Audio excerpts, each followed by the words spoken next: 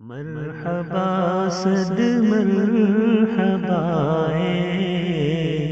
Buzz में इस्लाहुल लिसान। नाम तेरा कितना रोशन बज़ में इस्लाहुल लिसान। सबको दिल से सलाम वालेकुम। सलाम वालेकुम। कुछ कहते हैं कि कलमा पढ़ेगा वो इस्लाम के दायरे में आ जाएगा। अच्छी बात है। हमने तो लाखों बार कलमा पढ़ लिया है, अभी भी पढ़ेंगे। आज कलमा का अर्थ भी समझाएंगे। हम तो जन्म से ही इस्लाम में दाखिल हो ही चुके हैं। इस्लाम में दाखिल होना क्या है, ये भी बात ये तकरीर में आ जाए। तो ये अपना कलमा क्या है, प्यारा कलमा, ला इलाहा इल्लल्लाह मोहम्मद रसूलुल्लाह।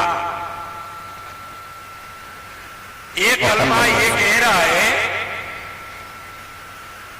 हे मेरे अल्लाह, तेरे सिवाय इस दुनिया में कोई दूसरा माबूद नहीं है। इसका अर्थ यह है कि सारी जीव सृष्टि को, सारी कायनात को बनाने वाला तू एक ही है। हमारा माबूद यानी कि हमको बनाने वाला तू एक ही है। कितनी अच्छी बात बता दिया। फिर आगे कहा ला इलाहा इल्लल्लाह, फिर आगे कहा मोहम्मद रसूलुल्लाह। तो इस दुनिया में जब आपके हबीब को भेजने का समय आ गया, वो रसूल, हमारे प्यारे रसूल को भेजने वाला, हे मेरे अल्लाह तू ही है।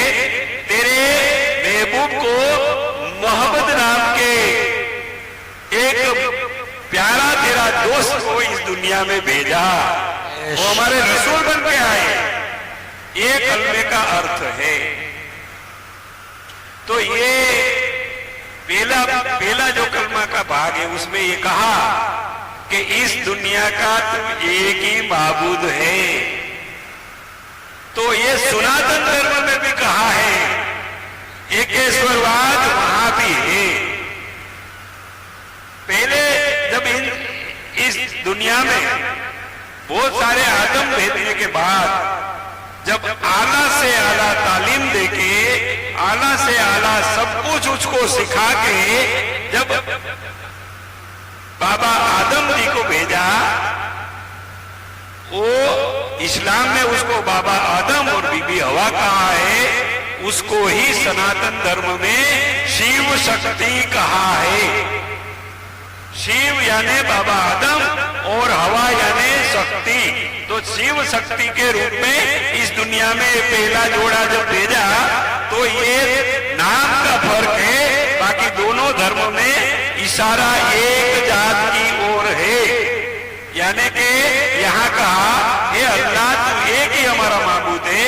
तो सनातन धर्म में भी कहा है कि इस दुनिया में तू एक ही है, तू ही सबको, तेरे प्रेमियों को, हमारे अवतारों को एक के बाद एक भेजने वाला तू एक ही है।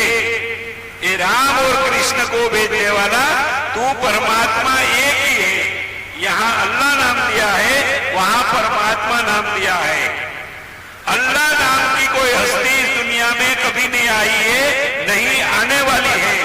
यहाँ परमात्मा नाम की कोई हस्ती नहीं दुनिया में आई है, नहीं आने वाली है। वो अल्लाह ताला, वो परमात्मा अपने धर्म स्थापकों को, अपने हबीबों, अपने रसूलों को, नबियों को, अवतारों को भेजता है। इसीलिए हम सबको ये समझना होगा कि इस दुनिया बनाने वाला, हम सबको बनाने वाला एक ही है। वो दो चार कभी नहीं था, कभी नहीं सबको प्यार से, वही हमारा एक ही माता पिता है, उसके हम सब संतान हैं, हम सब उसके ही बच्चे बालक हैं।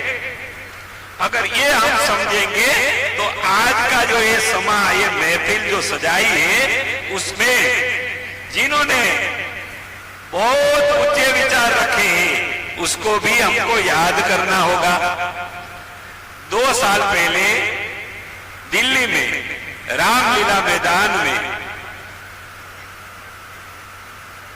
जो बहुत बड़ा समा सजाया गया था,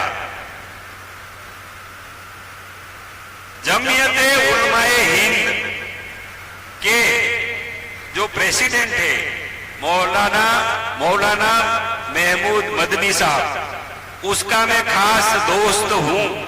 उन्होंने वो समा में उसके बाजू में मुझे बिठाया था। वो क्यों बिठाया था?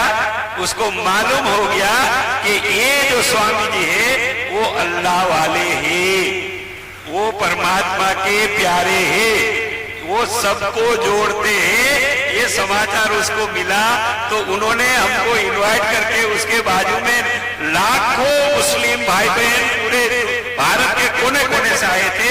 वो सभा में मौलाना महमूद मदनी साहब जो देवबंद के प्रेसिडेंट है उसके बाजू में बिठाया था। तो वहां से ये हमारा परिचय ज्यादा गहरा होने लगा। लोगों को पता चला कि एक भारत में ऐसा है, बहुत सारे हैं, इसमें एक मैं भी हूं। मैं एक ही स्वामी जी का दावा नहीं कर रहा हूं, बहुत सारे ऐसे हैं जो दिलों को जोड़ते हैं, सबको प्रेम करते हैं और सबको मिलाना चाहते हैं और हिम्मत भी देना चाहते हैं। उसमें से मैं भी एक अल्लाह ने पसंद किया हुआ तुम्हारा सबका प्रेमी हूं। और इसीलिए फिर ये रिश्ता आगे बढ़ा। फिर अररिया जिले में हदीसुल्लाह नसर जी जो है उसको मालूम हुआ कि वो मजमेद स्वामी जी जो रामलीला मैदान में आए थे उसको अररिया जिला में ऐसा महफिल सजाने के लिए उसको बुलाना है। तो दिल्ली में मौलाना जो ये उलमाए हिंद के साथ जुड़ा हुआ है वो मौलाना जी और हम अररिया जिले में आए थे। उसको लगभग 1.5 साल हो गया। तो उसको मौलाना हदीसुल्लाह नसर जी को भी हम आज उसके